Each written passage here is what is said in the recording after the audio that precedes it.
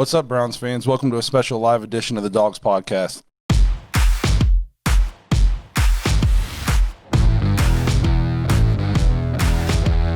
Welcome to the Dawgs podcast with your hosts Blake Reneker, Zach Kopp, Justin Charles, and Josh All.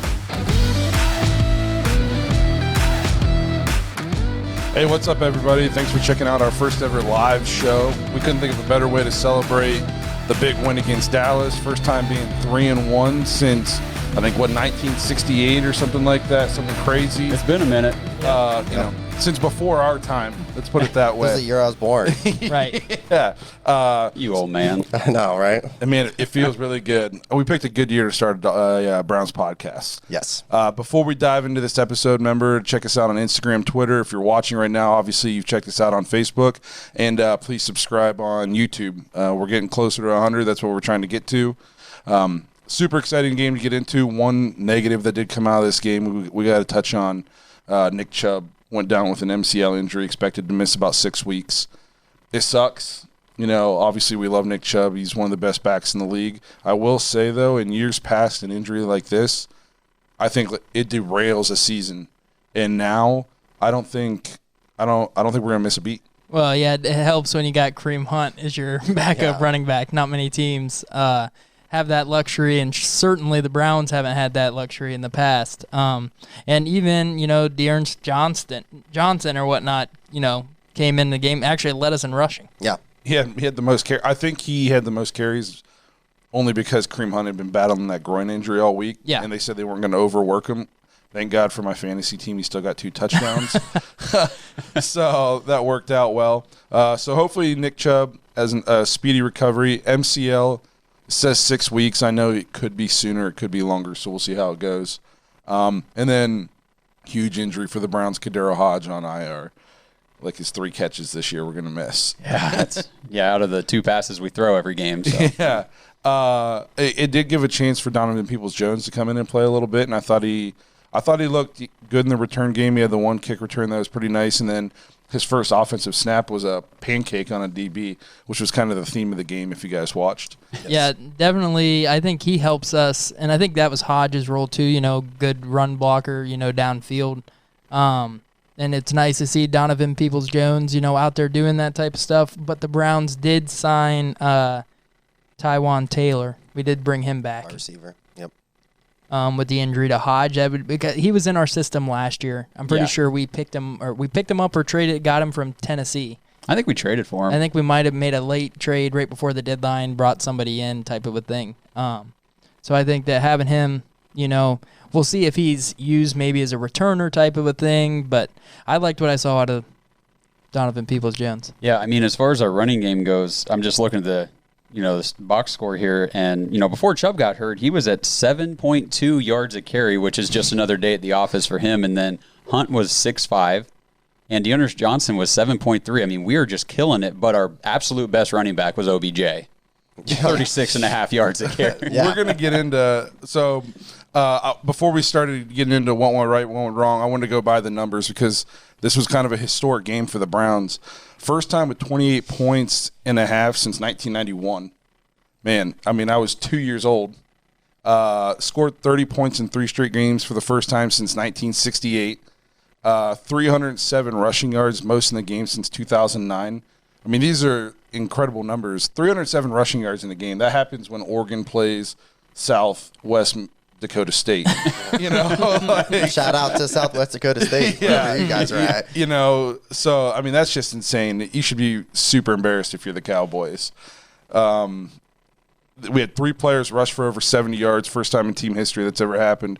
49 points is the most points we've scored since 2007 when we scored 51 against the Bengals. The Browns are first in the NFL in rushing yards, rushing average, rushing touchdowns, takeaways with 10, points off turnovers with 45, and turnover margin were +6. To me, that is a stat that you look at that tells you whether you're a good team or not. Are you taking the ball away, and then are you turning it into points? Last year, or was it 2 years ago, the Steelers had 4 or 5 turnovers and we tied. Yeah, because we couldn't turn it. We've turned 5 turnovers into 3 points. So the fact that we're turning the ball, or we're forcing turnovers, we turned it into 45 points. That's crazy to me. It is. I mean, this is un-Browns like. I mean, I think we're all kind of sitting here, and to everybody tuning into the live, thank you. And if you want to throw a comment in there, just go ahead. We'll try to get to it as we go along here. But can anyone believe this is happening? I mean, we're 3-1, and 49 points. So watching the game live, I was shocked. Even how it started, I was like, oh, man, well, Dak's off to the first quarter. He's got, 180 yards passing. I'm like, oh. It was like 10 of 11 or something. Yeah, I'm like, this is going to be a long day. But, I mean, we looked good. And I'm like, I don't know how long we can keep this up because it was just kind of going back and forth. But, third quarter, I'm like my wife gets off work and walks in. I'm like, you're not going to believe what's going on. We're winning. First off, we're winning. And then we're winning. We're being – I mean, it's one of those teams where, Cowboys are kind of like – I told these guys, it's like a franchise kind of turning around moment for the Browns. That's the kind of team that you see on ESPN, and even if they look terrible, ESPN will hype them up and say they're awesome, they're great. So for the Browns to go in there and just absolutely slaughter them at the beginning, now it got very, very nerve-wracking towards the end. But. Right. Well, yeah, and it felt like we played, and we're going to kind of touch on what went wrong. That we played not to lose. See that all the time in the NFL where kind of happened in the Kansas City game last week, Kansas City-Baltimore. They kind of we don't have to, push the ball downfield. Baltimore kind of hung around. Yep. You see that a lot when teams get big leads. So I was hey, I'm the only one that picked the Browns. Yep. And good for you, bro.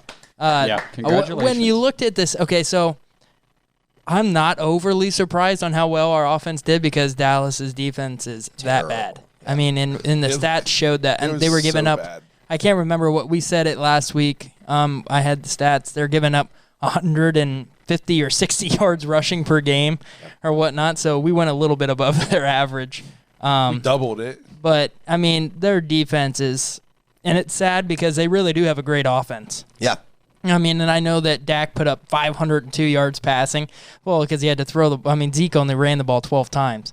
If I have Zeke Elliott, he's like our Nick Chubb. He better get the ball 20, 25 times a game, but when your defense is as bad as it is, you can get behind quick. And not to go off topic too, but I read an article about Dallas this morning. So Mike Nolan's a very good friend of McCarthy, and they're calling for his head, and it sounds like McCarthy's going down with him.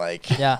And I know it's early, but if you have Dak in his prime like that, the guy's throwing up historic numbers. But at what point is historic numbers? It turns into losses. The thing with Dak too, I don't understand how they're signing all these other players to these long-term deals, and then Dak's sitting there without one. No money. I mean, if I was the Cowboys, I'd be like, look around the league and look what happens to these teams that don't have a franchise quarterback, or their franchise quarterback goes down. Look how they're doing. Mm-hmm. You've got a historic guy here. Yeah. Sign him. I didn't believe in Dak for a long time. I always was like, it's all Zeke. Zeke takes all the pressure off. What is Zeke? What's Dak without Zeke? It's very obvious that Dak is that guy. Yeah. They need to pay him. And the thing is, if you look at his TD to interception ratio, I mean, a couple of those touchdowns have been last second, try to get a last second score because they're losing, just throw it up kind of interception. Yep. So I don't think those should really count against whether or not he's a good quarterback. Unless they're against the Browns. I will say this, though. Dan Orlovsky called them front runners on offense.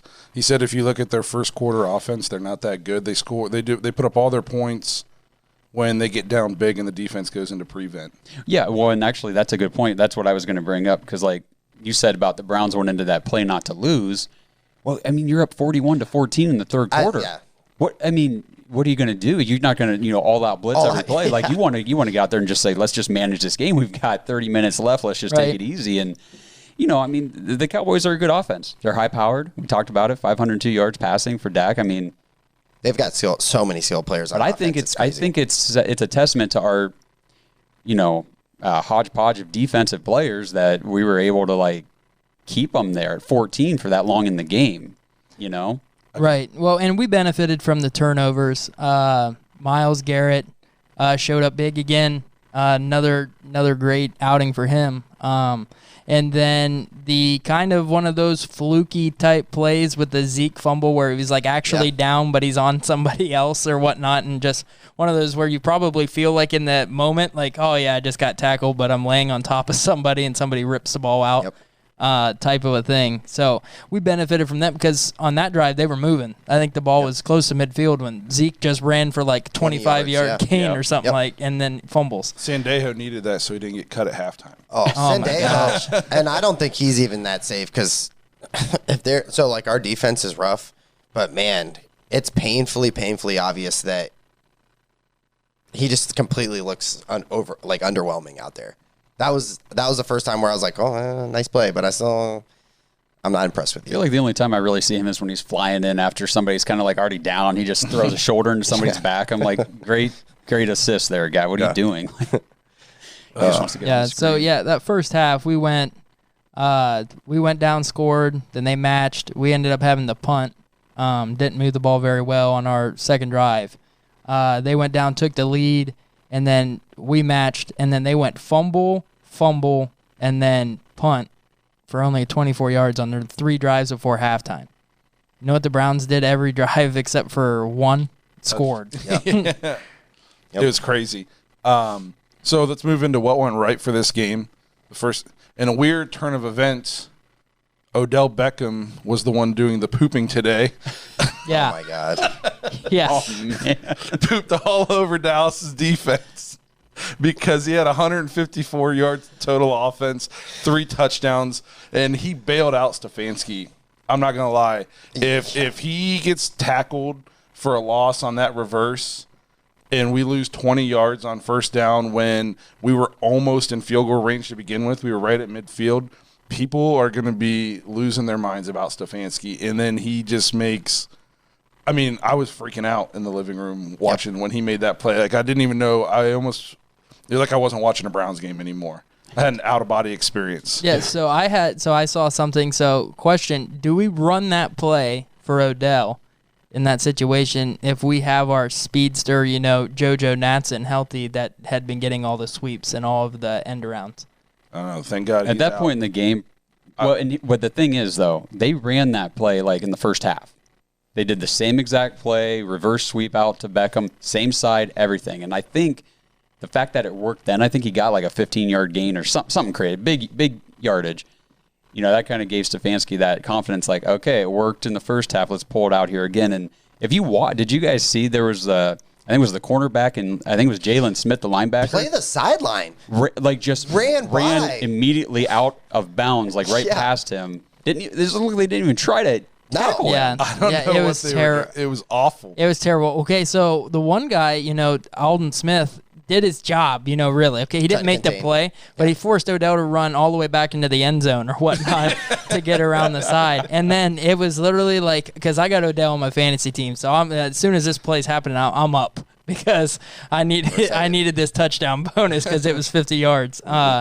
But so he got around, and then it's just like they didn't want to tackle him. Then it was like a foot race, and I think it was Jalen Smith that was running him down. I was like, just please don't tackle him. Please don't tackle him. And then he got him in the end zone or whatnot. But, I mean, yeah, if we don't get that play and we're sitting at 2nd and 30, Yeah, who knows what happens. Yeah, it would have been dicey going to the end. Great players make great plays, and I don't want to, toot my own horn a little bit, but didn't I say Odell was going to be the main guy this year? Whoa, okay, hold on a second. Didn't I say that Odell was the number 1 receiver? So all I heard was he doesn't fit into this system. He's going to get traded. I can't believe he's still on our team. I thought he was going to get traded already. Let's dial her down just a second, though, because he did play very well. Yeah. But it was also a terrible defense. We've got to see. We'll wait, Blake. He's played well the last. He's played well the last. I'm not going to take it away from him. I'm still in prove-it mode. Like, can you do something against a good defense? Because we're going to find out. Bengals, Redskins, Cowboys. Like, Redskins have a good defense. Yeah. Good front. Not a great secondary. But we'll find out this week. I'm not bashing the guy. We gotta. This is. And we did. We had this argument. a couple of us said Jarvis is our number one, and Blake reminded us every time Odell caught the ball. So we had to. Justin was texting and be like, "Who just got that first down? Who just caught that first down?" All it was clutch, extremely important situational third down catches for Jarvis. Which hey. That's all good. Yeah. But instead of a 4th round pick, we'll get a 2nd round for Odell here one day. That's all I said. Credit to him. It was an insanely good game. It was something that we've been waiting for as Browns fans. When I literally remember the day that they traded for him, me and Blake were like running through our houses, like freaking out because we were like, it's the beginning. Kids on Christmas, baby. Yeah. Yep. I didn't think it was the beginning of the end, which that's what it looked like last year. But, that's what we brought him in for. And we gotta make sure we don't move on from pass catchers without calling a little shout out to Austin Hooper. Oh, showed up. 7 targets, 5 catches, 34 yards, and touchdown. I mean, that's not it's not like huge yardage, but whenever they needed they needed to move the ball and they threw it his way, he made it happen. And it was this is why we paid Austin Hooper to come here. Right, and Harrison Bryant, 37 yards on 4 catches. So, I mean, both those guys look good. We liked him coming in. David Njoku back. He is going to be back this week. All signs are showing towards that. So I'm interested because we said he was our best playmaker in the Baltimore game in week one. Yeah. But we're now we're going to be 4 weeks in. Okay, going into week 5. How does he gel back into the system? I don't want to force him back in because, hey, David Njoku, I think you're really talented. I think you could do some things, but don't mess up our offense. And the identity has been carved out. There is a clear identity. Yeah, what we want to do on offense. Turns out we need you to block because we're going to rush. Yeah, that's what I was a going lot to say. of times. You better be in there. Yeah, if you're in there and you're not blocking, I mean, I better see Harrison Bryant on the field a whole lot more than David Njoku. Credit Stefanski. Every game, I feel like our offense has evolved more and more. It's like he's getting more comfortable with what he has, what pieces he has. And it seems like, man, we're a long way away from week 1 Baltimore where it was almost like we didn't have an identity in Baltimore. Baker threw the ball 35, 40 times. Mm-hmm. That was not what the Browns have been ever since then. So credit Stefanski. He's really, it didn't take him long to figure out what he wanted to become and what to do. And I put in here, we had 0 turnovers again and only 5 penalties for 40 yards. Yeah. Man, what a difference. Important. I mean, so important. So that's one thing about Stefanski that I'm going to give him some mad props right now is he came in here with an offensive plan. He knew what it was and, worked with, GM, him, whatever, getting the right personnel to execute that plan. And right now it's like, it's working. Yeah. Yep. And it's just so nice to have, a guy, we just look so much more disciplined. It's such a 180 from last year. I mean, we have almost as many penalties in 4 games so far this year as we had in our first game last year. Didn't we have 18 penalties week 1 last year? 18 for 180. Yeah, we were laughing about it 2-3 weeks ago. We were like, oh my God. And I bet you, I don't know how many we have so far this year, but I bet you it's not much more than 18 if it's 18. I think we had 5 this week, 6 last week. So, I mean, what a difference that makes. Obviously, the story of the game, the Browns rushed for 307 yards. Browns' offensive line is completely dominating this season. Lead the league in rushing with 820 yards. Lead the league with 30 rushes for 10-plus yards. 385 rush yards before contact. In this game, we averaged 4.6 yards before contact. That is just the offensive line mauling people, reestablishing the offensive line 4 yards downfield. 4.6 yards before contact. That's Nick Chubb into the secondary before he's even got a hand on him. Yeah. And with our running backs, you can't stop that. I mean, it's so impressive. And if there's 2 things I learned from watching the broadcast back the other night was, even like when the first time Dearness Johnson ran the ball, everybody, even the announcers thought it was Nick Chubb. Yeah. That's how, he's so explosive and he looks so good. And the second thing is that our head coach must be named Stefanik instead of Stefanski. I noticed that. I guess they can't say his name. So obviously, I don't want to take Nick Chubb for granted because he's amazing. But does this offense not kind of remind you a little bit of like a 49ers offense where it doesn't seem to matter who they plug in at running back, they go out and rush for 100 yards? Right. Well, because we have blocking schemes now, an offensive line now, things that we've never had. we had an O-line, 12 years ago, but last year we had no scheme. I remember I got super upset with Freddie because he couldn't scheme anybody open. We couldn't scheme any running plays for Chubb. It was just all so vanilla and basic. Dude, last year was Little League. I mean, it was, assistant coaches like, hey, Freddie, Hubbard's out there picking grass. Oh, well, he's having fun. Right. It was terrible. So, I mean, just our scheme, Stefanski looks like a genius. He had a Facebook comment that said, look how trash the Vikings are without Stefanski. Yeah. That tells you, I think we got our guy, finally. Man, it feels good. Dalvin Cook's still good. Right, Dalvin Cook's still doing okay out there. The line, I looked up the stats, from the game and the snap count, the fact that they almost every single player played the entire game. We're not rotating guys in and out, that type of thing. I think it was 4 of the 5 played all 75 plays. That doesn't happen with the Browns very often. No. Normally we're, moving guys around. This guy played left tackle the first half. He's over playing right tackle. Our center's playing guard. I mean, all kinds of different combinations on our line. I'm pretty sure the only 4 plays Conklin came out, I think it was like an equipment issue. Yeah, I think that is what they said. Something with his helmet or something like that. Yeah. So, I mean, that's awesome. Highest grade player on offense this week for the Browns, not Odell, not Baker, not Kareem Hunt. Wyatt Teller was graded at 94.1, which was good enough for 3rd highest in the NFL this week. We've talked about it on this show. This dude has been a complete surprise to me. We didn't think he was a start. We didn't know if he was going to be the starter. Yeah, and it seemed almost like week in and week out, he's our best. Yeah. He just pops. You don't notice offensive linemen that often. At least you're watching the ball.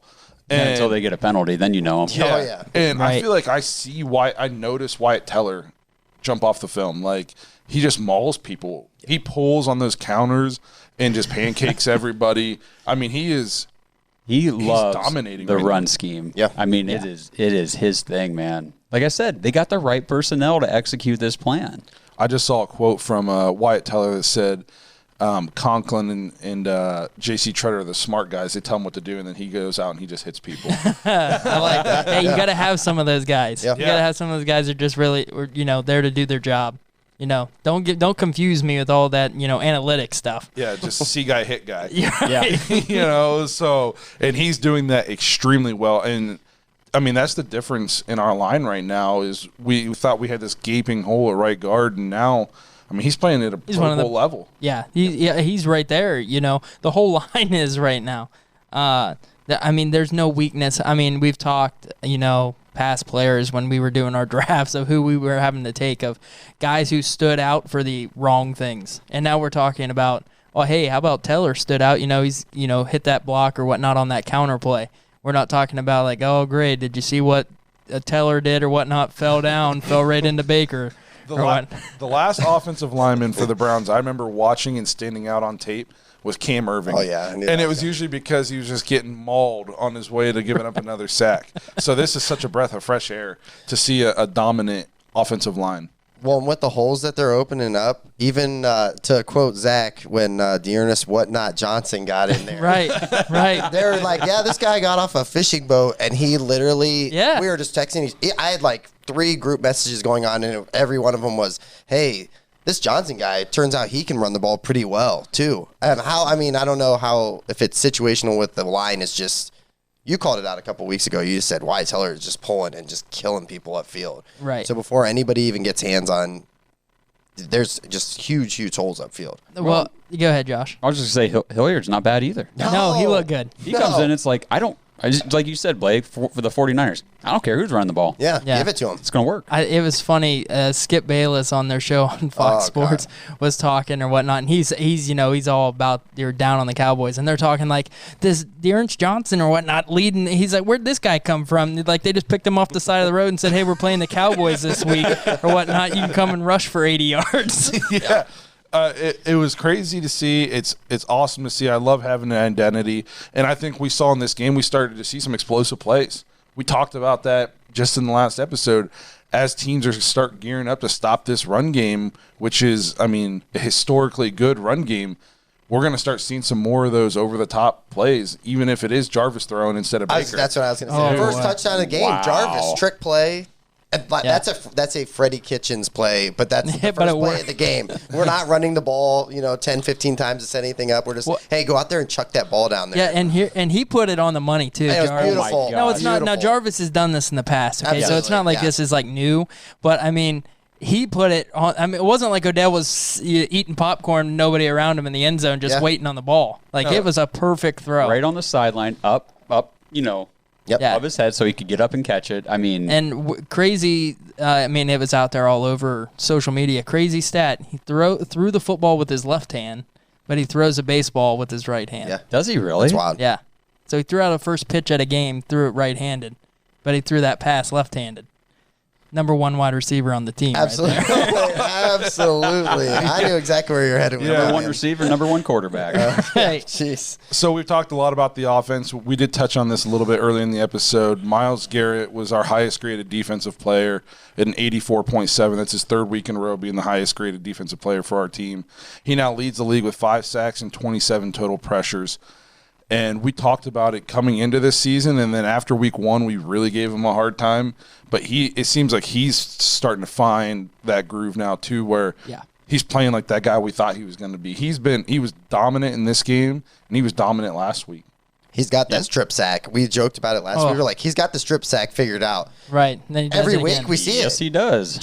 And I feel bad for Dallas Cowboy fans because the offensive linemen that they were putting on him, they were just like, oh, hey, here comes this rookie trotting out there and just getting absolutely dominated. Well, that's another thing. They Yeah, had injury right off, what was it, second, third second play play, of the I game? think. Yeah, I mean, their offensive line is decimated. I Yep. mean, a year ago, 2 years I ago, was gonna that say, line was like the dominant, best number in the one. league. Yeah, Yep, absolutely. Yep. Yeah, so hopefully he continues to play like this because now he looks unguardable, unblockable. Now I'm going to say this. We need somebody else on this defense to step up. Yes. Because yes. it's like if Myles Garrett can't get a sack every single play, somebody else has to get to the quarterback. And so we need some other people to step up on defense, which we'll get into that. But, I already touched on we had no turnovers, only 5 penalties. We forced 3 more turnovers. A lot went right for the Browns in this game, a lot of it on offense. And it's just crazy to see the Browns put up points. Never in my life have we scored like this. No, and how easily they do it at times. Yeah. I feel like some of these drives we're doing, like it's not like, oh, we had to, complete this 3rd and 20 play to keep the drive going. It's just like methodically just moving the ball down the field at will. 6-7 yards on first down with the run. Yeah, that like, and that's like the biggest thing is you can get in the 3rd and 4 and still have the opportunity to run the football. Yeah. I mean, how many teams it's like 3rd and 4, 3rd and 5, and defenses are like sit back, playing the pass or whatnot. Not against Cleveland right now. Nope. you want to read this stat that Ian Murphy just threw out here? Yeah, Myles Garrett's on pace for over 100 pressures in a season. He said literally legendary status, never been done before. Well, and that's something. Remember, we talked about that. I think after the first game or something. Maybe it was after the Bengals game. We talked about how ball's coming out so quick. Yeah, Myles Garrett, we kept saying, oh, he's disappearing. But then I read that article, that stat, that he actually led the league in pressures. Like, oh, well. It's starting to come to fruition. Now you're starting to see that. Yeah, because he's played like an absolute beast the last 2 weeks. Before we move into the, what went wrong section, I do want to say pregame, you guys were texting about how it couldn't be a shootout. And I said, I think it's going to be a shootout because I think we're going to be able to score super easily against these guys. And we're going to use our system to score quickly. And how nice is it to see that when we got down 14-7, there was no panic. We didn't come out on the next drive and drop Baker back 4 times in a row to throw the ball. We just were like, nope, we're going to keep doing what we do. And eventually it's going to work. And then it worked for the next 4 drives. So that's the thing. So we score 49 points, and Baker had 165 yards passing. Yeah. That's it. We need that. We need to just keep doing that. Yeah, exactly. No turnovers. That's 2 games in a row, right? I mean, we talked about that early. Like, Baker, you got to have turnover, free games. You can't be turning the ball over. Well, there we go. I do want to see Baker to continue to progress because we're going to have games this year where we need him to make some throws. Yes. He's going to have to make some plays this year. We're not going to win 10, 11 games where he throws for 150 yards every game. We need rookie Baker. Yeah. In those moments, yeah. We need it. There was a play in this game where in the 4th quarter where Dallas had started their comeback and it was 3rd and 6 or whatever, and Odell ran a double move up the left sideline and wide open. Walk in for a touchdown if Baker hits him, and Baker threw it out of bounds. And that's a throw Baker needs to make. He played a good game, a solid game, but that's the kind of stuff, as we start getting even more into this season, I want to see him make those throws, because we're not asking you to make 15 throws a game now. You got to make 4 or 5. We need you to make those throws. Yep. So, that's what went right for the Browns. Obviously, a lot of good stuff. So we'll move into what went wrong for the Browns. I put spoiler alert, not a lot. Because for a long time, this game was an absolute beatdown. 3 weeks in a row, this section of the show, this list on the show doc is getting smaller and smaller. Yes. Yeah. Smaller. Yes. It feels really good. Yeah, well, what would happen? We say, we kind of played not to lose. So, and like Josh said, you're just managing the game. You feel like, hey, we don't have to really score anymore as long as we don't turn the ball over, do anything dumb and let this team back in the game. And our dumb thing was letting our defense run out on the field to try to stop the Cowboys, because that wasn't happening in the second half. But I felt like we could have put up almost 70 points on these guys. I felt like if we wanted to. I thought once we scored that field goal in the third quarter, after that it got very vanilla. Obviously we're a run team, but it was very basic runs too. It was basically like ISO right, ISO left. Let's just try to bleed clock and get out of here. And credit the Cowboys, they stacked the line and they were actually able to stop it for the first time all season. But I thought, do what got you there. I hate when teams do that stuff. They get up big and then they start doing this and let the team back in it. This should have never even been a game. Oh, and there was a point in this fourth quarter where I was a nervous wreck. I was like, I'm not going to be able to go in public. Because I've been talking a lot of smack for the last 3 quarters. Right. And we're about to give this game away. We're going to falcon it. Yeah. Yeah. Oh my gosh. Them. Feel bad for them. But you got Baker did just miss on that one throw to Odell. Odell was open on that bomb. That would have been another touchdown. Yeah. Missed him by a good 5 yards or whatnot out in front of him. Didn't even give him a chance. You got to at least put it in his range and give him a chance. But there were those opportunities, when they were crowding the line, that we did miss on those. And other teams are going to see that. They're going to see, hey, we can stack the line. Well, let's make what we kind of say you got to do to Lamar Jackson. Make him throw. Make him, get up there, stop the run, make him beat you with his arm. Well, so far this year, Baker hasn't done that. He's been all right, when he's made the shorter throws when we need him, but he hasn't, had to hit those long bombs downfield. He did have some very nice, accurate passes in this game. Yeah. But like I said, you're a number 1 pick. We need you to make those couple throws a game to help ice the game away. And as teams eventually, we keep saying this every week, eventually teams are going to start putting 10 in the box, giving us the Adrian Peterson treatment. Yeah. And we're going to need Baker to hit those big plays to soften that up a little bit. The defense was trash in the first quarter. I remember after the first quarter, I was like, oh my God. Oh, I know. This game, we're gonna have to score every single possession if we want to have a chance at this game. And then you weren't wrong. And then we did. Yeah. And then credit the defense for 2 quarters. They played really well. Yeah. And then I thought fourth quarter we went into prevent defense, and don't do that against a team. The Cowboys have 3 receivers that could potentially be number 1 receivers on other people's teams. Don't do that. Keep playing aggressive. Do what got you this huge lead. The Cowboys have proven that they can score quick. They just did it to the Falcons. They just did it. They were Seahawks. To the Seahawks. Yep. They've done it every single week. So why stop doing what got you this lead? I didn't understand that. And I actually texted a friend of mine. It was halfway through the third quarter. I said, "Is it bad that I'm still nervous that we might not hang on to win this game? We were up 48-14 or something crazy." And he was like, "No. For 20 years we've been watching the Browns find ways to lose." Yeah. And man, we almost found a way to lose the game. Not So just that made not me just the a little Browns. nervous. Cleveland sports team, and there's that vibe. Yeah, it doesn't matter. Cavs up 15 starting the fourth quarter. Yeah, doesn't matter. They somehow lose by 10. Indians blow it in the 9th in the '97 World Series. Blew it in the 9th just against the Yankees just last week. We We can't even, jinxed I don't them. want to. Yeah, Oh we my jinxed gosh. them bad, man. But Sickening. yeah, so like Blake said, when we got that field goal, went up 41-14. Here's Dallas's drives. 11 play drive, 3 minutes and a score. 7-play drive, 2 minutes and a score. 11-play drive, 2 minutes and a score. 11 plays in 2 minutes. Yeah. Hurry up. And then then we went and got and then Odell. So that made it 41-38 with 2 minutes to go. Odell takes it to the house. Yeah. Kind of was able to breathe. And then they actually went right back down the field. And Denzel Ward. Yeah, Denzel Ward got the pick. So they went right back down nine plays in a minute 50 before the pick.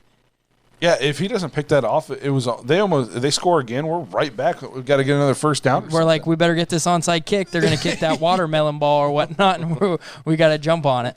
Yeah, I mean, the defense. I know we held Dallas to 14 points for a long time, but man, it feels like if we're not forcing turnovers, we're almost like a home run hitter. We're either hitting a home run or we're striking out. We're either forcing a turnover or these guys are going 11 plays in 2 minutes and scoring. Yeah. So we gotta shore up the defense. Myles Garrett can't be the only person to get pressure, and Denzel Ward can't be the only person to cover somebody. Yeah. You know, we need some other players to start stepping up on defense. Sendejo, you gotta do something out there, man. Something. He's painfully underwhelming. You notice him all the time. Absolutely. It's awful. I was pumped when we signed him. I was like, this dude's a solid. He was good for the Guy. Vikings. Yeah. For like a decade. He was really good. Maybe that's the problem, a decade. I was going to say, Julio Jones was really good for the Falcons for a long time. Don't. Yeah. All I needed him to do is give me like 6 points and make things interesting when I was playing the number one guy in our league. And, not coming out at half. I just put my phone in my toolbox at work and walked away. I knew what was happening. I did see Blake's guy, Jacob Phillips, was kind of back, played some snaps, and wasn't terrible, especially in pass coverage because he's an athletic guy. He's not going to be I don't see him as being this big run stopper type of a guy, but I see him as a guy who can maybe blitz, get after the quarterback because he's pretty quick. And then he was surprisingly good in pass coverage. He only played a handful of plays, but I remember noticing him and being like, oh, wow, okay, maybe. We joked about it. Maybe Jacob Phillips is actually going to be all right. Yeah, I think I sent a text that said, my boy Jacob Phillips is making plays out there. Now, what's the standing of Mac Wilson right now?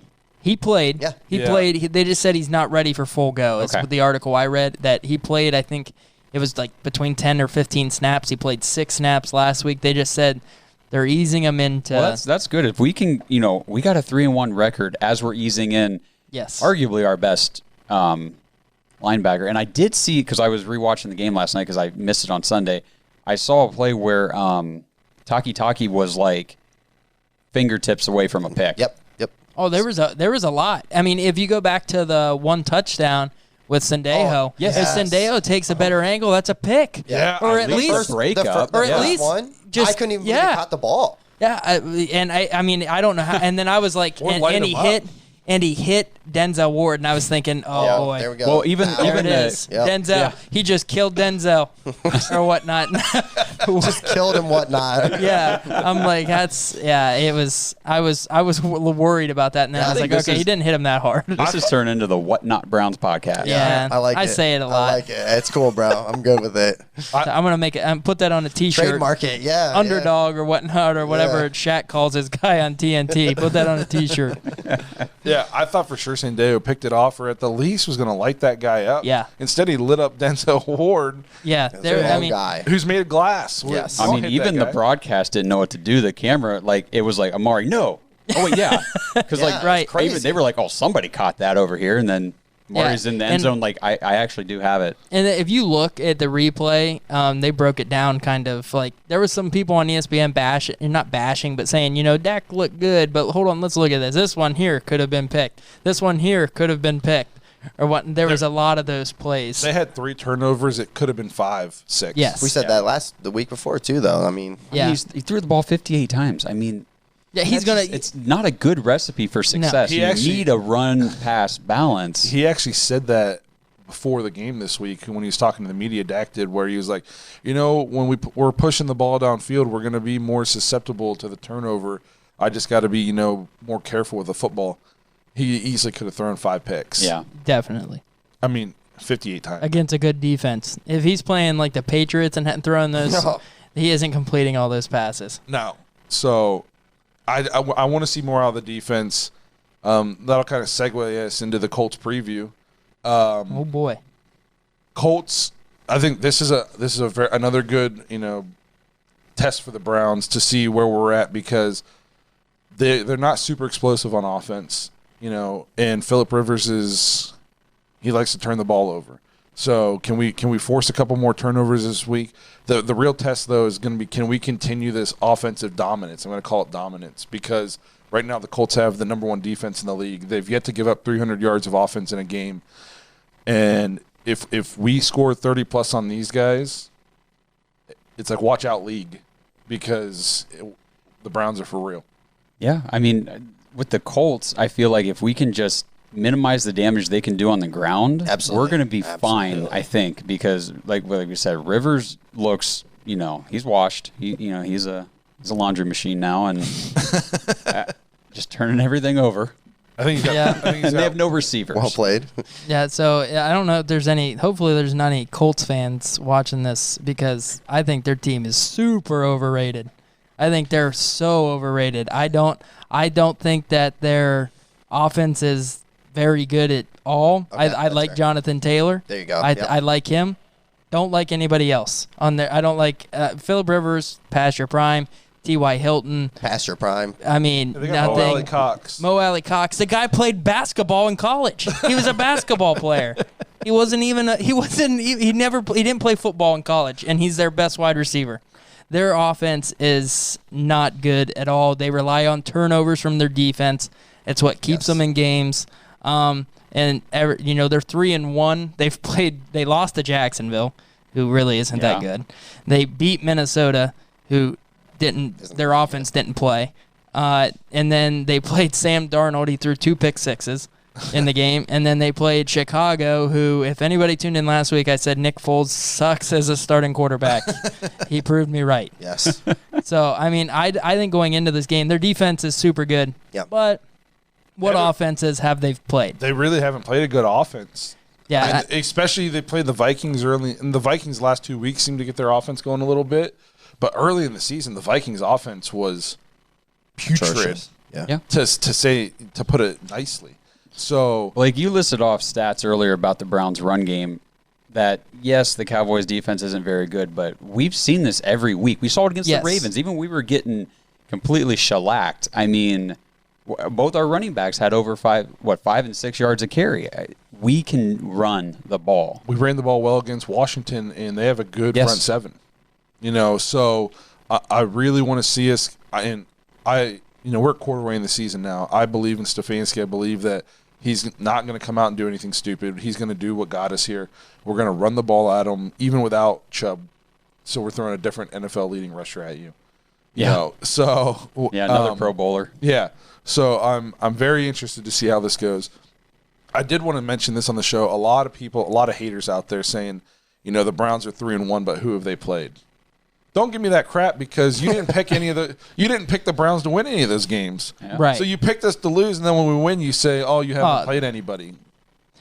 Get out of here. Yeah, and I hear that argument all the time because I have a couple friends. I got a Steelers friend, I got a Ravens friend. They're like, "Oh, Worst people I'm alive. like, "Hey guys, just so you know, Browns 1 game back, say it. I'll one say it game on back there. in the division right now," and they'll be like, "Well, look who you played." Well, you can only play who's on your schedule. I can't play the Chiefs every week. Yeah. All right? And I wouldn't want to anyway. But I mean, you can only play who you got on your schedule. Yeah. So I mean, and we're kind of using who the Colts have played, but I just don't see that their offense.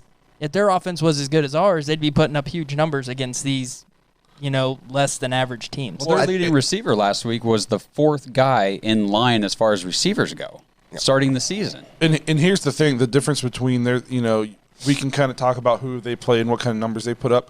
The Colts were considered playoff contenders, and they were probably favored in every single game. I would say the only game the Browns have been favored in is maybe the Redskins games. There were people picking the Bengals to beat us. Yeah, but we were favored, though. Yeah, we were favored against the Bengals. But I know what you're saying. You know what I mean? Yeah, People were picking the We're Bengals not to beat us. Vegas favored. We're not favored this week. We're underdogs this week at home. Good. So, but when we win, it'll be like, well, the Colts haven't played anybody. The Colts, they had a long travel from Indy. Right. Yeah. So, we're 2.5-point dogs. Colts are giving up 14 points per game. So their defense, but like we said, who have they really played? They've given up 16 rushing first downs. The Browns have 42 rushing first down. So, I mean, we're going to see, okay, who's going to break? They're 34% on third down, so if we can get them into some third down situations, I like our chances. Their offense has only scored 8 touchdowns. Our offense has scored 16. Ooh. So, I mean, their We almost had offense. 8 touchdowns against the Cowboys. Yeah. A big thing in what they do, their defense is really good, and their offense controls time of possession. I saw they're like plus 8 minutes or whatnot through the 4 weeks in their time of possession. So, and they're also plus 4 in turnover. So as much as Phillip Rivers turns the ball over, their defense is getting, the turnovers back. I think he's got 3 picks I saw with 4 touchdowns so far this year. Yep. So I do like Jonathan Taylor. Their defense is only giving up 77 yards per game to the rush. We got 3 guys that could probably average that in one game. But they definitely rely on short fields, I think, their offense. And the biggest thing, and me and Josh were kind of talking before you guys got here, showing up late, that they got a rookie kicker that took over for Vinatieri, Blankenship. And doing it. He's 12 of 14. They kicked 14 field goals already this year. And the Browns have only kicked, I think, what did we say, 4 or 5? Something like Parkey's that, perfect because we missed in week 1. Right. Or what? Now we're gonna forget about Seibert. Your boy. Your Oklahoma boy. Yeah, I don't want to talk about Oklahoma. Oklahoma's defense is, that'd be them in the Browns. I don't know which one's worse. So, but yeah, no, they rely on short fields. They get turnovers. Their defense is able to keep you, on negative side of the field, and then they get the ball at the 50. They go and they get a couple yards. They turn it into a field goal. So I just think that Colts aren't as good as what people say they are. I do think so. In their defense, their defense, we'll say that they're all right. They've got a very, very good head coach. Oh, yeah, Frank Reich. I like Frank Reich. Super underrated. Agreed. I mean, probably the best thing that franchise has going. It's definitely not quarterback. Yeah, no, and he is. He is a really good coach. I think one of the better ones in the NFL. Yep. And you don't hear about him. But you never hear about him. Now, just to Stefanski's credit, who hopefully a year or two from now we're still sitting here doing this podcast talking about Stefanski as being one of the better head coaches. Yes. I mean, when you watch him, and granted you can't see his face, but can't see anybody's face out there apparently. He's not high, he's not low. Nope. You know what I mean? He never looks like he's lost or confused like happened every game last year. Like, maybe something doesn't go right on the field. Okay, fine. We're moving on to the next thing. Something does go really well. He's not losing his mind, flipping out, celebrating. Like, it's John Gruden on the sideline, Chucky or whatnot, running down the sideline because they scored a touchdown. I used to get super frustrated with. He's now a head coach, Romeo. Yeah. Romeo would literally things would be falling apart. And Romeo would just be out there, just like, oh no, what? We gave up a 35-yard sack. I don't know. I used to get so angry about it, because I. How about the fact that he's still coaching in the NFL? It's crazy, and he's a head coach now. He's going to be the oldest. I think I saw a stat. He's going to be like the oldest head coach to coach a game or whatnot in NFL history because he's like 70-something years old. I wouldn't want Romeo Crennel to be my head coach, but he's a defensive coordinator. He's top notch. He just seems like the nicest guy in the world. Yes. Come Christmas time, I just want to have him send him a card, Coco, and we can and he can tell me what he's going to bring me for Christmas. Like he's my grandpa or something. Oh, my gosh. I was going to say, how about that Mike Pettin Green Bay defense right now? Hey. We're not going to talk about Mike Pettin on this. Just saying. Best coach in the last decade, Mike Pettin. Shout out. I was going to say one thing, though, real quick, back to Stefanski is, as Browns fans, we don't get to say this kind of stuff every year, but, you were talking about people saying, oh, well, who have you guys played? You guys didn't really play anybody. The Browns don't ever win the games that we're supposed to win. We were supposed to beat the Bengals, and we did. We were supposed to beat the Redskins, and we did. We really weren't, I don't think, favored to beat the Cowboys, and No. Aside from letting them come back in garbage time, we beat the crap out of them. Yeah. So I don't like any of bad teams. You win the games you're supposed to, and then a handful of the ones you're not, I guess, and you're a good team. Yeah, and Browns fans out there, when we did our schedule breakdown, I think most of us here, and if you guys, how, big of a fan are you? You went through the schedule and broke down what you thought the Browns were going to do this year record-wise. Into this stretch, before the season started, Dallas, Indy, Pittsburgh. Yikes. Come away with one, and that's a win. Yikes. Come away with one because the schedule's going to get a lot easier. We kind of talked about that before the show. Some of the teams we got to play.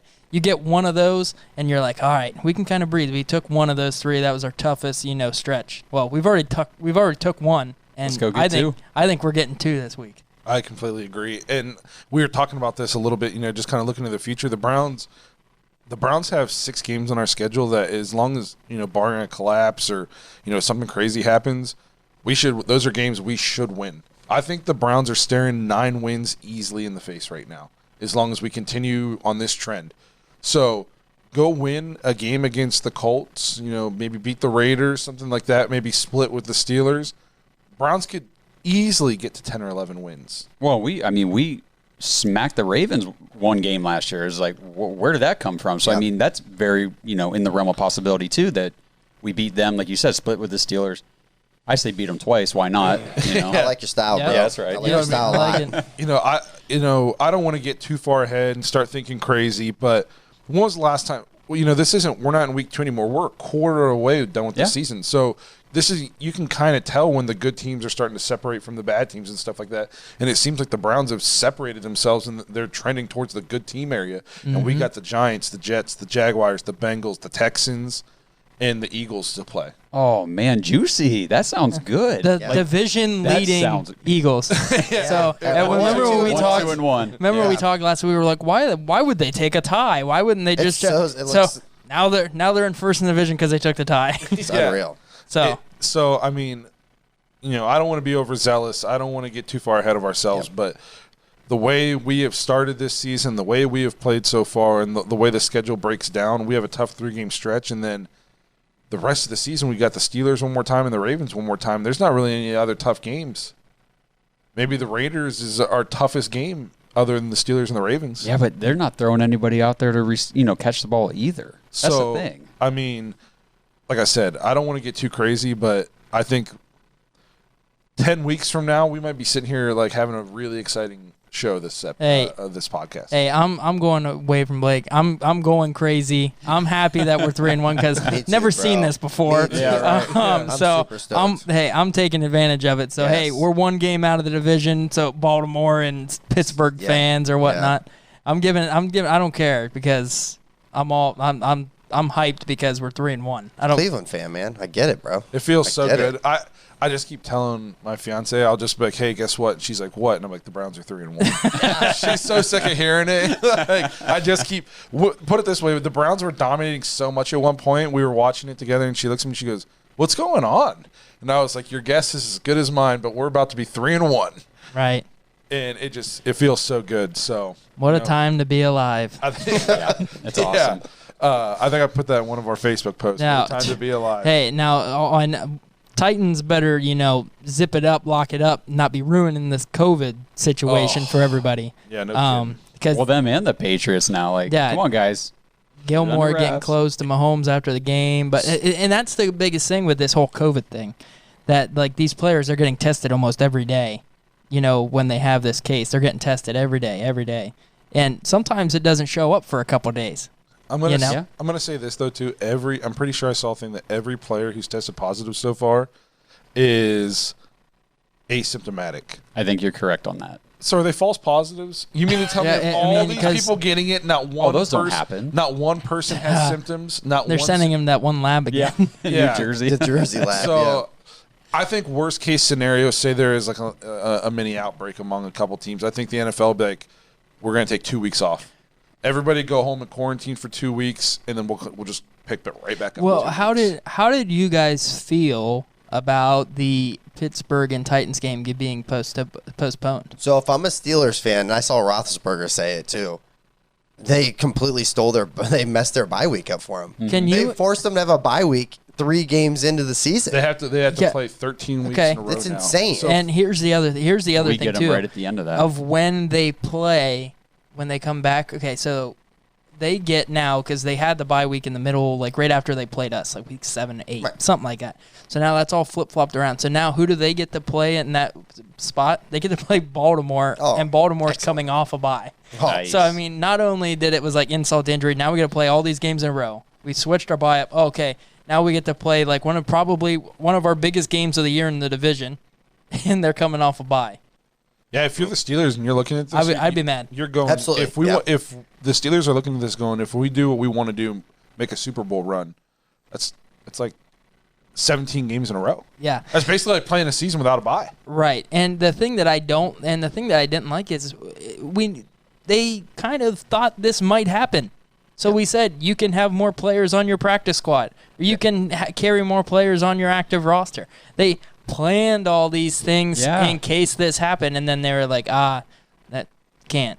Yep. That's what I didn't understand. We were talking about that in our group chat. Like, when did the plans all of a sudden just get scrapped? Like they said, if a player gets COVID, we're going to quarantine them. They're out 2 weeks, whatever, no matter who it is. Test everybody. Yeah, exactly. No matter who it is. They expanded the roster. You can have more people on your practice squad. You can call them up, blah, blah. They changed all these rules. And then they got 3 guys with COVID, and they're like, cancel the game. Postpone it. Like, and when did you guys scrap the original plan? Yeah, and if I was Tennessee, I'd be like, does Derrick Henry have it? Okay, we're playing. Right. All right. I did see. So Corey Davis came out today and said that he's on the list now.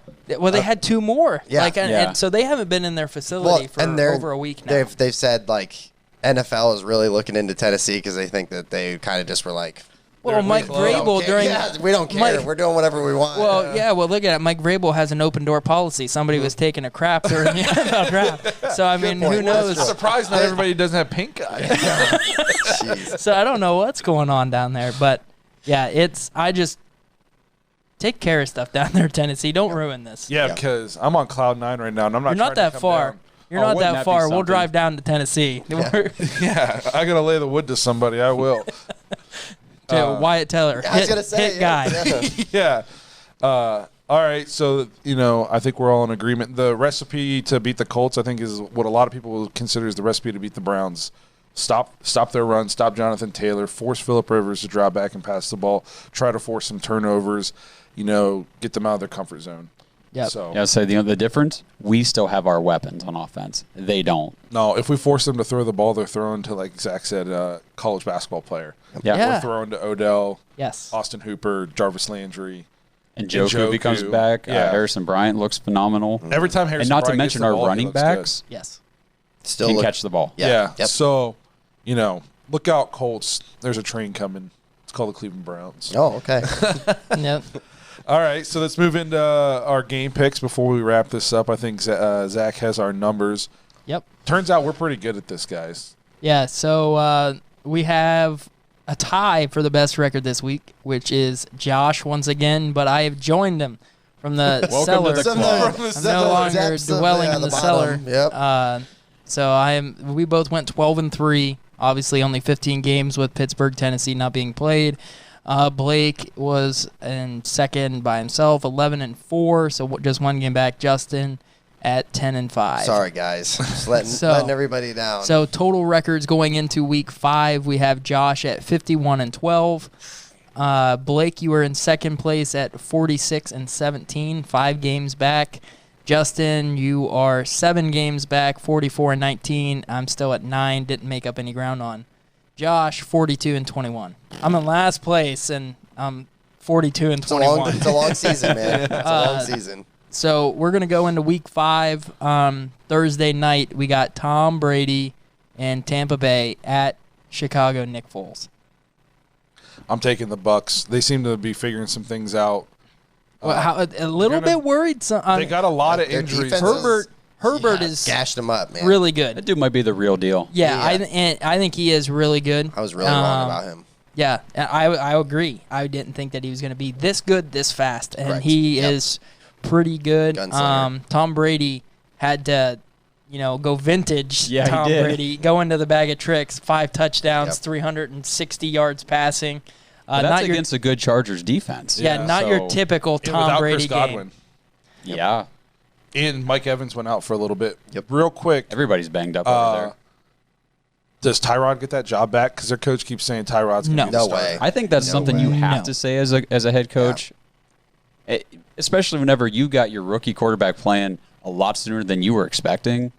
You know, you got to continue to pump up the veteran just in case How you many need him. times is that But going to happen to Tyrod? Where the I team told brings, you. team brings So you in to be terrible. the starter, and then you get injured, and the rookie comes in and plays out of this world, and you lose your job. Yeah, not I much mean, longer. He's no young chicken anymore. Yeah. And he could start like Chicago. If I'm Chicago, I'm calling them up and saying, LA, it's my fault. I almost said San Diego. But I'm calling them up and I'm saying, hey, what do you think, guys? 4th round pick. right. Let us, get that lung healed up and we'll take him. Right. Hey, When Tyrod, he you can was in come here. You Buffalo, can trust our doctor. He was excellent. He was we're an not- excellent game manager. Yeah. That was he took also them- about 5 years ago. though. Yeah, I'd take it. Yeah. I would take it. So we got. Over what they have, yes. I'm taking Tampa Bay. So Tampa Bay for me and Blake. Justin. So yeah, Godwin's gonna be out. LaShawn McCoy's gonna be out. I'm gonna go ahead and take Tampa Bay. All right. Yes, give me TB, Tom Brady. Yeah. All right. So that'll take us into our Sunday games. We got Carolina, Teddy Bridgewater going or at home, but beat up on the Cardinals. Look good against Atlanta. This might be their coach's last stand if he makes it until Sunday. I want this one first. I'm going with the Panthers. 0-5 Falcons. Fire Dan Quinn after this loss. I'm going to go Panthers, too. They seem like maybe they're figuring it out a little bit. They look like it. Because I was in Carolina this weekend, so guess what I got to watch? Yeah. Nice. Carolina. Yeah. You got to So I watch did- Mike Davis. I did a little research. Yeah. Mike Davis out there looking like CMC. Yeah, I'll take Carolina also. Man, Atlanta's and they've got injuries. They've got so many injuries. We've seen this kind of story before. I think Atlanta's team comes back. I think they win. I think they play hard for. I think some of their players know Dan Quinn's on the line here. Yeah. And they pull out a win here. So we're against all right. Carolina. Yeah. Guy in last place with your 42-11 record or whatever. 21. 21. Yeah. Terrible don't give record. him- All right, so we got one of the games of the week. If it happens, not sure if it's going to happen again It's this not week. gonna happen. We got Buffalo at Tennessee. I need it to happen because What do you got? Tennessee Josh hasn't Allen. practiced in like 2 weeks now. I'm going Yeah. Buffalo just because they look like the real deal. Oh, man. Yes. Buffalo. Just give me Buffalo. I'm going to take Titans. I see Titans having, if they play, injuries, man. It's going to be bad. They're going to be well rested. Hopefully not to Tannehill. Yeah, so I'm looking at this too. I'm going to go Buffalo too. I can't. Even though this is a lot of people's upset. Buffalo's favored coming in this game. It's a lot of people's upset. Special game of the week. Yep. All right, so Hang on, I'll make another quick midweek prediction here. Okay. If this game gets played in week 5, it's played on either Monday or Tuesday night. I would agree. I agree with that. I agree. Yep. I also agree. Yep. Yep. So so we got now Las Vegas at Kansas City. Raiders typically play the Chiefs tough. Do they? Typically play the Chiefs tough. Interesting. I'm going Kansas City. Yeah. I'm good on that. Yeah. It's in Arrowhead. Give me the Chiefs. Was that the only reason? Just Kansas City? Kansas City home, the Arrowhead sold you on it. Kansas City struggled a little bit against Bill Belichick's defense, and somebody They contained I them forget for a who. little I think bit. it was Ryan Clark on ESPN kind of put it in perspective. He's like, Bill Belichick is like a guy who plays 3 different types of defense. Like his line's doing one thing, his linebackers are playing a different type of defense, and his secondary's playing a third. So it's like hard to figure out what they're doing, and he's the only guy that can like master how to do it. Yeah. And it gave Mahomes fits, for a good part of that game, and they dropped some interceptions that should have been picks, and didn't help New England. Had Jared Stidham. And, Hey, if Stidham would have been the starter from the beginning. Hoyer took that sack, man. That just it was like dry. Just pushed him completely out of field goal I thought range. It Belichick was close. going to take him behind the stadium and just put him down like a lame horse. Because that was terrible. Yeah. Denver. Okay, it's talking about the Patriots. Denver at New England. Possibility of Drew Lock coming back this week. I thought I heard. I've heard that also. But I'm taking New England. Also New England. You skipped a whole bunch of 1 o'clock games. Well, my list might have been different than yours. all good. We're getting there. I'm like, where's this game at? It's not even. That game was West Coast, so there was an hour difference going on. I'm gonna take the Patriots. Man, this game's gonna suck. You're gonna take the Denver Broncos. No, I can't do it on this game. I got to take the Patriots. Is Cam I going to be back? He just has to have 2 negative tests, right? Yep. Who? I mean, I thought it was 2 weeks. He had to be out. so if he's asymptomatic, it's 5 days and then 2 negative tests in a row. Yeah. Okay. Take yeah, Cam, Patriots. bro. I was just saying, Belichick Yeah. finds a way to get Newton in there for sure. Yeah, he'll take the test for him. Stuff Kleenex up his nose. Just saying, we just saw Denver against Sam Darnold, and it was a shootout. So I don't think it might not matter who New England's throwing out there. That's true. Arizona, Kyler Murray, we were really big on them after 2 weeks playing the Jets. I know they play the Jets here, but Kyler Murray and that Arizona train that a lot of people are like, hey, this could be a team to make a deep run.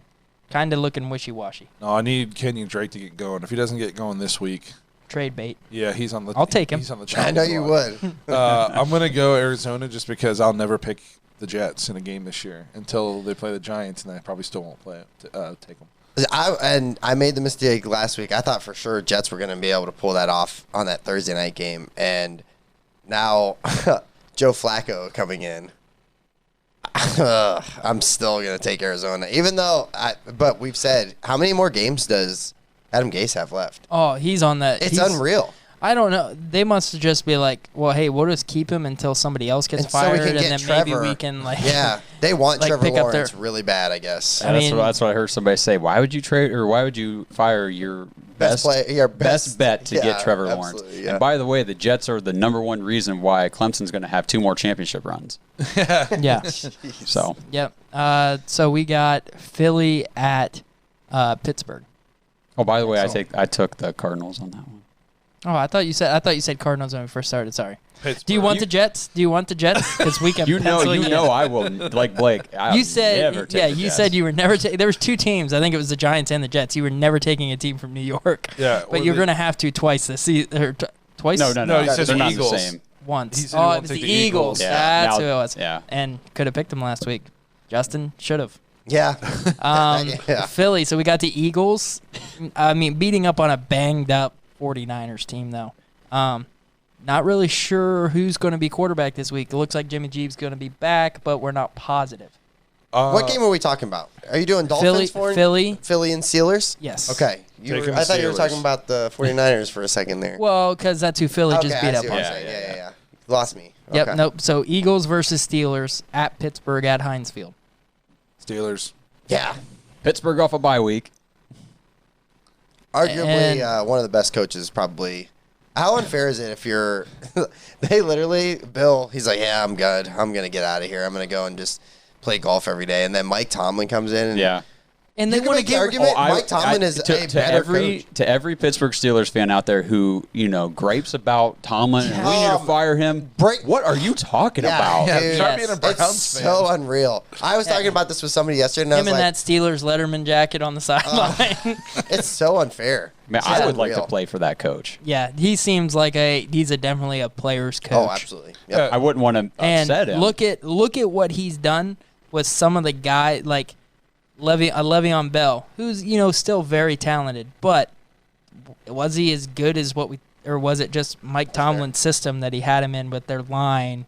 And having Le'Veon Bell Big Ben plays as for your Adam Gase. Yeah. So let's just and then or like an Antonio Brown. How much was he like really putting up with behind the scenes? And Tomlin was just like, hey man, he's really good at football. We gotta keep him. Like, I'm gonna deal with it. I'm gonna hide this. I'm gonna go pick him up or whatnot this week or after the game today and make sure that he's not in the tabloids. How much of that stuff was going on that we just don't know about? And he had to balance a lot of that with coaching the team and helping Dr. House solve medical cases at Princeton Plainsboro. Oh, my God. I never even made that connection until you just said Him. I'm not Yeah. saying him and Omar Epps are the same person. I'm just saying nobody's ever seen both of them in the same place at the same time. Boy. Wow. Wow, you're Okay. right. You're right. Takes us into our next game. LA Rams and Jared Goff take on now the Washington football team without Dwayne Haskins. Yeah, Kyle Allen. Kyle Allen, starting quarterback, backup quarterback, Alex Smith. How would you like And to have your we're getting best, there. We're getting best to game our- of the season And then get benched. all the way to third string? Yeah. I Yeah. saw somebody that said there's got to be some behind the scenes things Yeah. going on. So who we got? Not the Washington football team. I don't remember who they're playing, and I'm not picking them. Justin? I will take LA. Rams. Yeah, I'm taking the Rams. I forgot who you said they were playing. That's rough when you just don't even I'm care taking who the other Rams, team is. too. It's just like I'm taking that. the Rams, too, but I think that even though Haskins played well, I think Baltimore just kind of didn't want to be there, and they just did enough to win that game. So, which takes us into a division matchup between the Bengals and the Ravens. Ravens. Blake's quick on the trigger. He must got somewhere to be. No, it's Ravens. I mean, these games are just kind of toss-ups right now. I feel like this isn't even. I mean, This isn't a top. softball. This- It's Softball chalk. lobs. Yeah, That's what I yeah, meant. yeah, yeah. I'll take Baltimore. I'm taking Baltimore as well, but I think it'll be close. It's one of those division games. We talk about it all the time. Takes us into now the Jacksonville Jaguars going up against the Bill O'Brien-less Houston Texans, getting rid of their GM coach, Romeo Crennel, taking over as the head coach right now on an interim basis. What do we think? Minshew Jaguars. or Minshew? Jaguars. Yeah. Taking Minshew Absolutely. over Deshaun Watson. So I'm going to take the Texans because how many times when you see a team like fire a coach that very first game, it's like that spark that Gets them that win, change and they're gets them playing up, Jacksonville. You know, and they get up, you know, and then so they'll beat the Jags and people are like maybe that's what they need. They just need to get Bill Bryant, and then they'll lose like 4 more after that. But I'm going to say they're going to beat the Jags. I'm taking Houston. I was gonna say I'm going Blake's narrative on this one. I'm Yeah. trying to They're make a too game talented. here. I mean, I know they got rid of. I mean, one, how screwed up of an organization. So they don't have any draft picks. Josh noted that on Sunday or Monday, whenever it was. Miami is literally sitting with their first round pick with Yeah. Houston, and they're 0-4. And They could they're have second still round pick. super And their talented. second round pick. But I'm saying, what if they keep losing and Miami ends up with? I Trevor think that they're Lawrence? still super Where talented are they enough to talented win at? game. Quarterback. That's Quarterback. David Johnson is still a good running back. But Is he? Most teams. Is he? Yes, Is I think he is. I still think David Johnson is a good running back. Duke Johnson is still a very I like good Duke, scat yeah. back. And you still Will Fuller is not a bad wide receiver. If he and can neither- stay on the field. And Kenny Stills is another burner that they have on the field. So they're very talented. In his own description, he said that he's not a bad receiver. That's not the, that's not the he's not barometer I elite. How many elite receivers are there? In That's the, are not there the- 32 of them to go around? You know, I'm just saying, I don't think the Texans are that talented. I think they got Deshaun Watson, and then that's basically it. I think that they're Their talented line enough. sucks. I'll be honest with you. If they still had Bill O'Brien this week, I would have picked the Jaguars. But I'm with Blake. Like, whenever they fire a coach like this, I mean, it usually now I won't pick the Jets when they fire Case. I mean, Are you you're not sure? Greg will be in there. Greg Yeah, will probably get yeah. elevated. No, that Old team Greg sucks there. so bad, man. Oh my! You talk about no talent. Put all your stock in We just- Braxton Berrios or whatever. Yeah. We just, I know I'm not putting stock in Chris Herndon anymore. Yeah, I gave up on him. Yeah. But okay, so we got the Dolphins at San Fran. Dolphins at San Fran. Looks like Jimmy G's going to be back. If not, I would say CJ's probably the quarterback, not Nick Mullins. CJ Beathard, Yes. and I think Mostert's coming back. Yeah. Hopefully for my. I need fantasy it. I team. need him for my fantasy team, even though I won this week without him. So Beat I'm my gonna- Florida friend Cody Stevenson because of that Odell touchdown bonus that gave me It might 16 be- points. Might be Fitzy's last game. I'm gonna go 49ers. 49ers from Blake. Justin? I'm taking 49ers, yeah. I'm going to go Miami. Interesting. Going I'm gonna go Miami. 49ers are banged up, and I watched Miami play. What was that, Thursday night a couple weeks ago against Yeah. the Jaguars, Yeah. and They look good. it's not. They're not. the Everybody scrubs. calling for Tua. We want Tua. We want Tua. Fitzpatrick. Like, hey, what are you? I mean, all I'm doing is keeping or almost winning every week. At least we're competitive. Almost winning every week. Well, That's there's just got all this high Okay. expectations. one. Pretty. Look good at what if you're receivers, Miami. almost winning. Hey, I have a T-shirt that says that or the Browns. We almost win every week. Yeah, that's fair. We almost win. I think is what it says. So we got Giants at Dallas. Easy one, I think. Even though Dallas's defense is terrible, is anybody taking the New York Giants? I'm going Dallas because they got to win. Yeah. Or it's going to start getting real ugly. Stephen Oh. A. Smith is just going to be Oh, cackling. Yeah. Oh, you want me? Yeah, You how want me? about them them Cowboys? How about them Cowboys? Go ahead, Dallas. Yeah. I only got one thing to say to y'all. How about them Cowboys? It's going to be that to the max if the Cowboys lose to the Giants. Yeah. Can you imagine? I mean, him just sitting there with the cigar or whatnot in his videos. Oh, and as much as kind of Skip Bayless or whatnot has like an idiot at times or whatnot about some of the views he has. The shows with him and Stephen A. Oh, they're like going, so good back in the day. they're awesome. Yeah. And it's kind of now we get Skip. And Oh my! on that show. So okay, we're gonna skip over the Browns 4:00 game. We're gonna go to Minnesota and Seattle on Sunday night. The now 1-3 Minnesota Vikings taking on top MVP candidate Russell Wilson. They're going to be 1-4. Oh, for sure. Yeah. Seahawks. Yeah, Seahawks. Seahawks. Yep. Wasn't too long ago these two met in the playoffs and Blair Walsh missed a field goal. Mm-hmm. That could have won them the game. I think it would have won them like 12-10. Would have been the winning score of that game. Okay, so we got Monday night. We'll move into that. We got the Chargers with probably Justin Herbert taking on Drew Brees, and the Saints finally got back in the win column, but still they beat a Lions team. I'm not sold that they're back. I'm still going to take the Saints. Yep. I also am taking the Saints. Give me the Chargers on this one. I'm going to go LAC as well. I think this is a kind of a shootout game as well. I'm with Josh because I think Herbert is for real. That arm strength is – that's the thing. Like, he's still not comfortable. He doesn't look like he's comfortable stepping up in the pocket yet and really, like, navigating the pocket. A couple of throws, he was falling backwards, fading away and just chucked it. That 70-yard catch was unreal. They were like, oh, Tampa just came back, took the lead, literally next play, 6-yard touchdown. Yeah. And he literally just waited just long enough to, as he was about to get destroyed. I guess that would be my thing. The Chargers have a good defense, good enough defense, and Drew Brees doesn't really have a whole lot of options out there to throw to. Yeah. Is Michael Thomas playing? He's still questionable. Well, if he does, he's not going to be Michael Thomas, though. Yeah. But Herbert does have guys to throw to. Keenan Allen is balling out. Oh, my gosh. Yeah. 40% target rate right now. Yeah, That's he is unreal. balling out. I'm and loving it. That he is sideline like, catch? Yeah, it's they probably came, the best 7th-round draft pick I've ever had in fantasy. Unreal. he is, I mean, he's lighting it up. And I know a lot of people worried about Austin Eckler being hurt. Joshua Kelly, super talented. Yep. And Justin Jackson. And watch out if fantasy, if Justin Jackson's out there, he might be the lead carrier this week, even though he hasn't been like involved. He's been hurt though. Right. Yeah. Yep. He is super talented. Absolutely. So I agree. maybe take him, stash him on your bench. So that moves us back around here. We got Indianapolis at Cleveland, 4:25, I think, start time. Yes. If Blake can stay awake. I'm going to start us off because I started us off last week. I am taking the Cleveland Browns at home to beat the overrated Colts by a score of 24-16.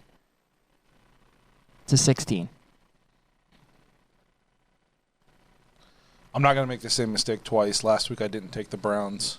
I'm going to take the Browns this time, even though Justin's going to be there. And We're going to get into that. He's never seen a win in person. We'll get into that. But I'm going to take the Browns, and I'm going to take the Browns. I'm going to take them by 10, 27-17.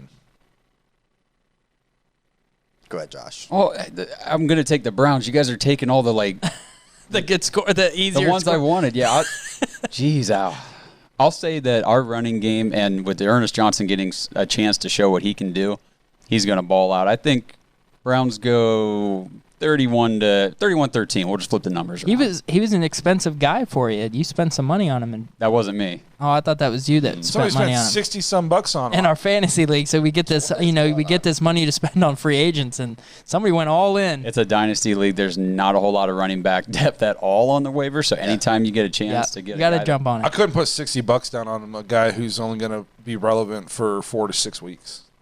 No, that's true, but like I've heard a lot of people say, if Kareem Hunt, if that groin ends up bothering him and they end up splitting a more 50-50 load, or even say the worst happens and he goes down for a game or two. Chubb has a setback and doesn't come back. Right. Dearness Johnson could be a top 5 running back rest of the season. Yep. Just saying, behind that offensive line in this scheme, I mean, I believe in it. In our week schedule. Yep. All right. Yeah. Mr. Unlucky. Yeah, over there. so going into this game, everybody's thinking Kareem Hunt's going to be the number one guy. I don't think Kareem Hunt is going to be utilized like that. I think he's going to still be the pass-catching guy, and I see Dearness Whatnot Johnson being more of the Nick Chubb kind of guy. Bold prediction. I also, Josh, you kind of threw it out there. I think, I know that's going to hurt your fantasy team because we're playing this week, Blake, but I've seen what you've thrown out there for this weekend. It's not going to matter anyway. If I lose, wow, I'm going to be really, really salty about all these things I'm saying. I think that we are going to slow them down big time if we can stop Jonathan Taylor. It's going to be very important. I don't see Phillip Rivers being that guy that can still go out there and he'll make a mistake. So I'm 0-22 in Cleveland Browns' personal attendance record. I've never seen him win. I'm picking the Browns 28-24. Let's get this win. Let's break my biggest curse in life. All I know is we better look good in the first half. Otherwise, Cleveland's only an hour and 15-minute drive for me. I'll be going up and getting Justin out of that. It's close. The game is close. Hey, all I know is we got a comment in here earlier that the Browns are 3-1 for the first time, and it just happens to be the year the Dogs start the podcast. So I think we're breaking a lot of these curses. So get up there and get a win, man. I know. I saw something earlier, and it was like, I can't remember if it was Facebook or what it was, but it was like, all these Cleveland front-runner fans all of a sudden. I just wanted to be like, front-runner Cleveland. I watched us go 1-31. I watched every game. I've seen Cleveland teams struggle. And I just wanted to be like, I think that this is crazy that Cleveland fans are front-runner fans right now. I think it just blows my mind. The most loyal, dedicated. We can be harsh. We can be very, very brutal. That's the only thing they give us. Yeah. And we can be we can be up 40 going into the fourth quarter, and I'm sitting at home nervous. But every Sunday at 1 o'clock, that TV's on, baby, and everything's got to stop. Absolutely. Browns are on. Yeah. I love 425. We went 1-31 over 2 years, and then we were so bad we fired our coach after one season last year, and we started a podcast. That's how dedicated we are to the cause. Yeah. We didn't start this podcast when after a 10-6 season. Right. We started after like 12-80 stretch. And a quarantine COVID season. So the thing about it, we talked about some of our head coaches in the past. How many wins does Kevin Stefanski have? He's got 3 wins in 4 games. How many games did it take Hugh Jackson? Took him. I think he was his whole career. 3-40. It was 40. I think it was 40. Or he had 40. He could lose his next 37 games or something. Still have a better record than Hugh Jackson.